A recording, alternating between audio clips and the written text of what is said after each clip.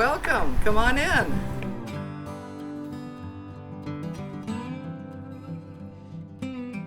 I've always been connected with animals since I was a child, but and at first thought actually that I wanted to be a veterinarian. But then thinking on dogs that are really hurt or sick or that would have to be put to sleep and things like that, I thought, you know, my heart can't take that. My mom was a bookkeeper next door to the grooming salon in Bellevue, Nebraska, where we lived, and was always hanging around. And she said finally to me, "Why are you always hanging around? I think it's about time I put you to work." Back then there was the National Dog Owners Association, and they are no more, but at that time you had to have a current member in good standing to recommend you for your skills. And so the lady I learned under did recommend me and got my licensing. And then my grandmother developed cancer.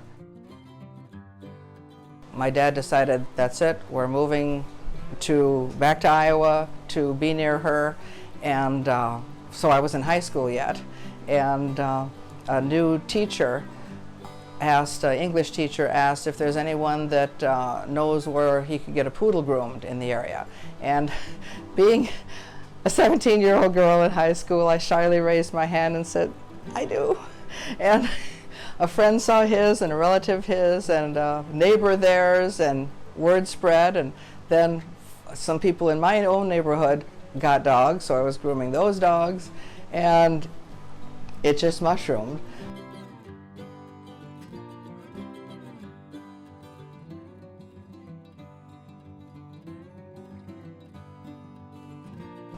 I think the dogs just sense calmness and experience, and even when I'm walking, like when I walked at the Tulip Festival last Thursday evening, and people had their dogs along with them, dogs I've never seen, dogs that I don't know, they would turn around and start to come up to me. And I had to kind of laugh because people would, "Oh, no." I said, "That's okay. I'm a groomer." They seem to know that for some reason. I had a client that moved away last year. He had a 16-year-old Shih Tzu that I always groomed, little Leo. And just a few weeks ago, I got a telephone call from him, and he was asking, he said he'd be coming back to the area for a few days and wondered if I could get Leo in. He said Leo is 17 years and 3 months old now. He said, "But I have to tell you that I'm not very happy with the shops that we have tried to go to there. They are giving him anesthesia to groom him because they said they cannot get a hold of him, he bites, he does not want to be held, and so I think we need to come back to see what you can do with him." So I was nervous because I thought maybe I won't be able to manage him either.